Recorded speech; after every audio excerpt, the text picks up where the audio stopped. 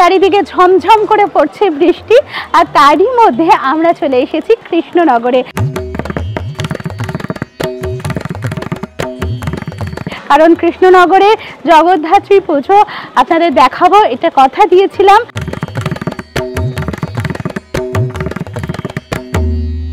আপনারা দেখতে পাচ্ছেন পিছনে বুড়িমা এবং চারিদিকে অসংখ্য মানুষ কিন্তু তাকে দর্শন করতে এসেছে।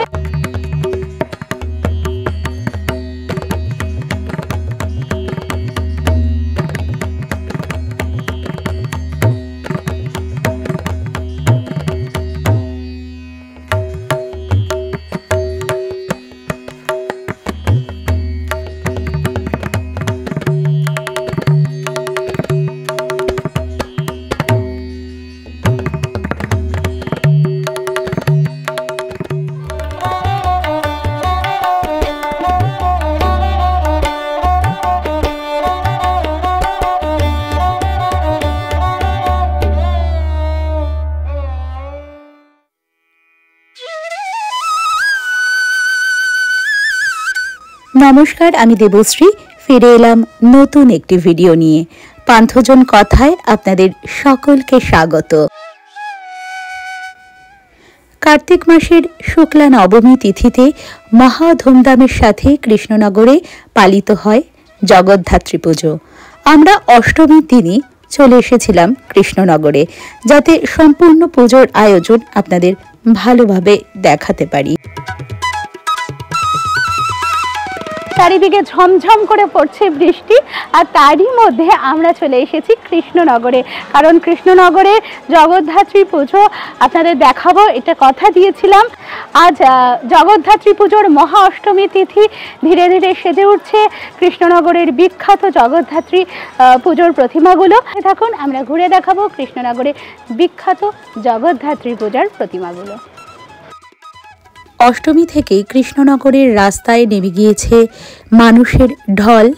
আমরা এর আগে বেশ কয়েকবার কৃষ্ণনগরে এসে জগদ্ধাত্রী পূজার প্রস্তুতি পর্ব দেখিয়েছি, এবং এর আগের ভিডিওতে আমরা কৃষ্ণনগর রাজবাড়ি এবং ঐতিহ্যবাহী কৃষ্ণনগর রাজবাড়ির দৌহিত্র বংশ রায়বাড়ির দুর্গাপূজা দেখিয়েছি। আর এই ভিডিওটি আমরা শুরুই করব সেই পুজো দিয়ে, যে পুজো দেখার জন্য কৃষ্ণনগরবাসী তো অবশ্যই, তাছাড়া সারা বাংলা বলা যেতে পারে সারা ভারতের মানুষ কিন্তু উদ্গ্রীব থাকেন, কৃষ্ণনগরের দিকে চেয়ে থাকেন সেই বুড়িমার জগদ্ধাত্রী পুজো। আপনারা দেখতেই পাচ্ছেন বুড়িমার পুজো বেদির আগে কয়েকটি স্টল বসে শুধু এই বুড়িমার ছবি বিক্রির জন্য। এছাড়া দুধারে বসে মেলা। সেই মেলা দেখতে দেখতেই আমরা এগিয়ে যাব বুড়িমার পূজা বেদির সামনে। অষ্টমী তিথি থেকেই হাজারে হাজারে মানুষের ঢল নেমে পড়েছে কৃষ্ণনগরের রাস্তায়। আপনারা দেখতেই পাচ্ছেন কি মিষ্টি মিষ্টি ছোট্ট সুন্দর এই জগদ্ধাত্রী প্রতিমাগুলো। শত হলেও এই স্থানটির নাম কৃষ্ণনগর। মাটির পুতুলের বা মাটির প্রতিমার জন্য এই স্থানটির কিন্তু জুড়ি মেলা ভার। কৃষ্ণনগর তো মাটির পুতুলের জন্যই জগৎ বিখ্যাত।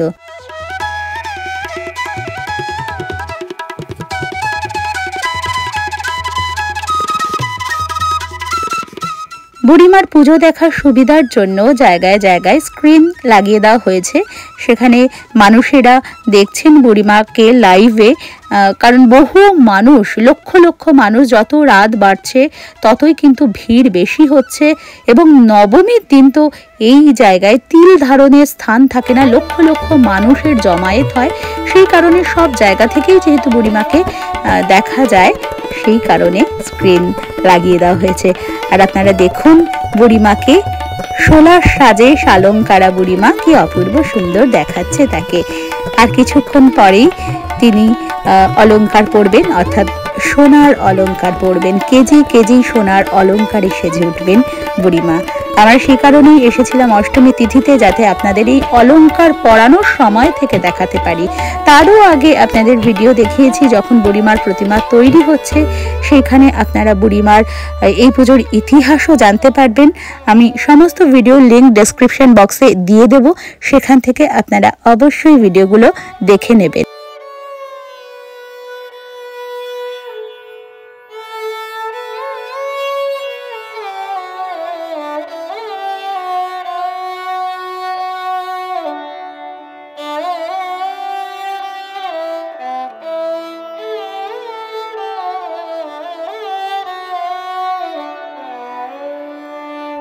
ঢাকিরা ঢাক বাজাতে বাজাতে বুড়িমার পূজা বেদির চারিদিক পরিক্রমা করছে এবং হাজার হাজার মানুষ অপলকভাবে তাকিয়ে আছে তাদের প্রিয় বুড়িমার দিকে।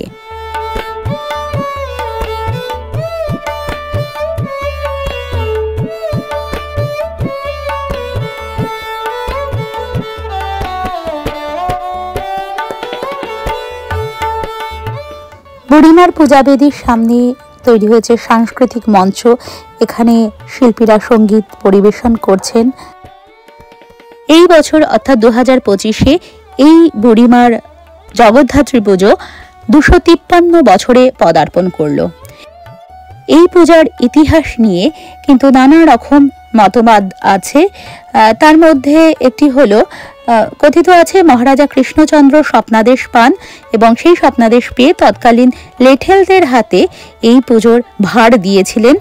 আবার অন্য মতে তিনি চেয়েছিলেন রাজবাড়ির বাইরেও সমগ্র রাজ্য জুড়ে জগদ্ধাত্রী মায়ের আরাধনা হোক, সেই কারণেই তিনি এই পুজোর প্রচলন করতে আদেশ দেন। সবচেয়ে আশ্চর্যের ব্যাপার কি জানেন, এই মায়ের এত মান্যতা যে এই পুজোর জন্য চাঁদা সংগ্রহ করতে কারোর বাড়িতে যেতে হয় না, মানুষেরা চলে আসেন নিজেরাই এই বুড়িমার পুজোর যে বেদি আছে তার সামনে, এবং এখানে চাঁদা কালেকশন করতে বহু মানুষ বসে থাকেন, প্রায় 10-20 জন বসে থাকেন এবং সেখানে মানুষেরা নিজেরাই এসে চাঁদা দিয়ে যান।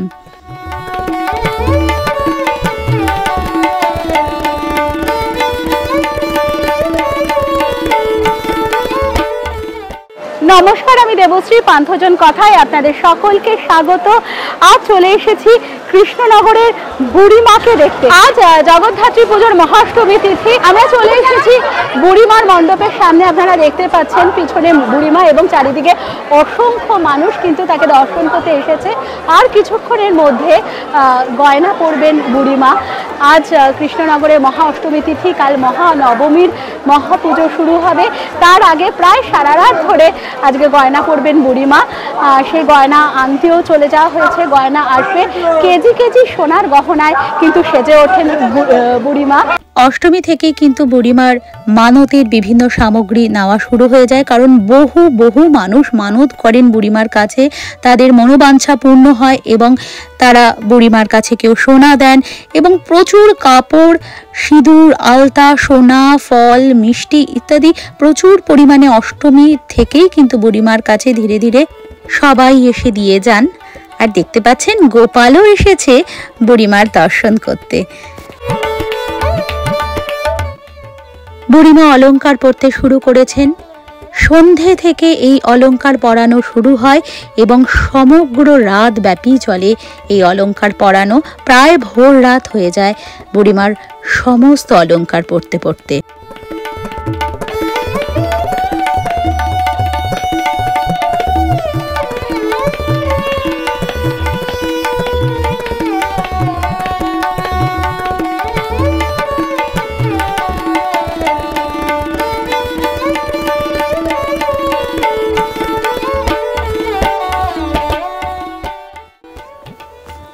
বুড়িমার পুজো থেকে আমরা চলে যাব কৃষ্ণনগরের আরেক মা অর্থাৎ কলেজ স্ট্রিটের মেজো মাকে দেখতে।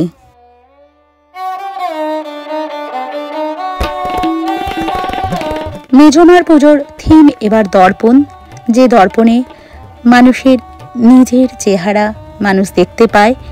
আরেক আছে মনের দর্পণ, যে দর্পণে বিবেকের চিত্র ফুটে ওঠে।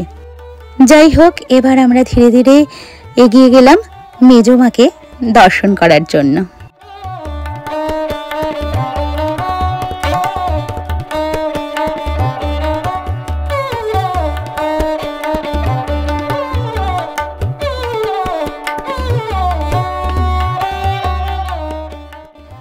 আপনারা দর্শন করুন মেজো মাকে। মেজো মাও গয়না পরছেন এই সময়। কি অপূর্ব সুন্দর দেখাচ্ছে মাকে।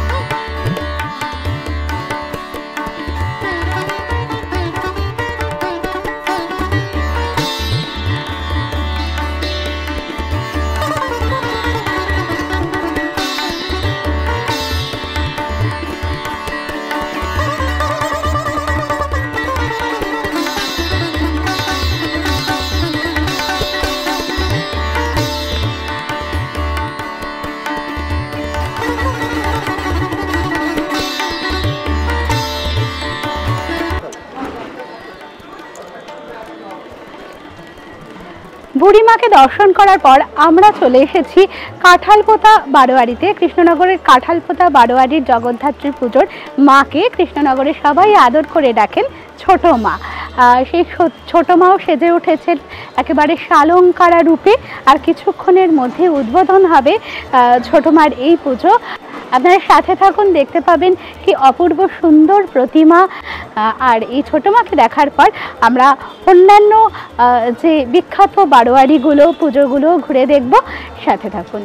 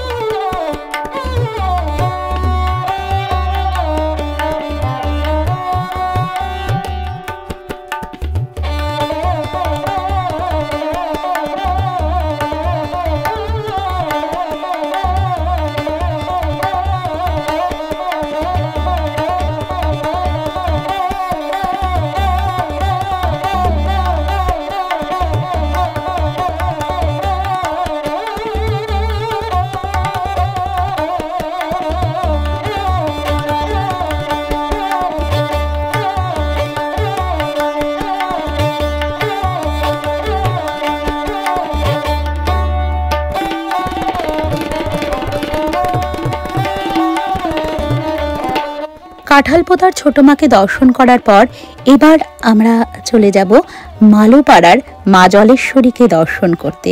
এই মালোপাড়ার পূজা অর্থাৎ জেলেদের পূজায় এখনো পর্যন্ত রাজবাড়ি থেকে প্রতীকী 15 টাকা আসে।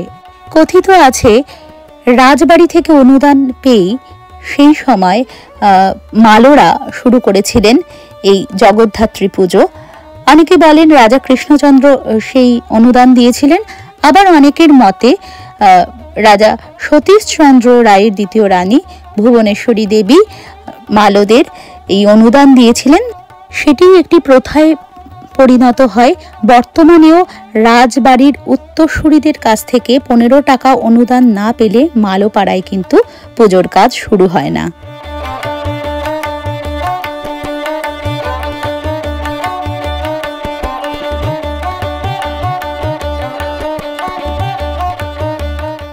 এই হলেন মালোপাড়ার মা জলেশ্বরী।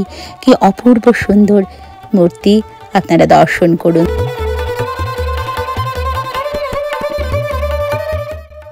মালোপাড়ার মায়ের এক অদ্ভুত ব্যতিক্রমী প্রথা আছে এই পুজোর।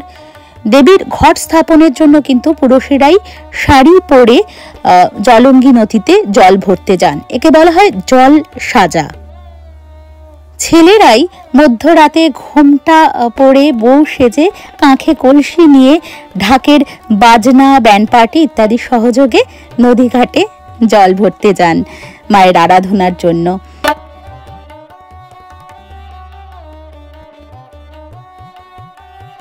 ধুনো পোড়ানো কিন্তু এখানের আরেকটি প্রাচীন প্রথা। কথিত আছে একসময় মহারাজা কৃষ্ণচন্দ্র নাকি এই মালদের পুজো দেখতে আসেন, এবং যেহেতু এরা পেশায় জেলে, সে কারণে মাছের আষ্টে গন্ধে মহারাজ একটু বিব্রত বোধ করছিলেন।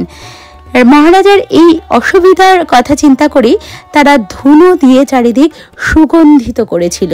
সেই থেকেই এই প্রথা প্রচলিত। তাই মালোপাড়ায় আজও এই ধুনো পোড়ানো হয়।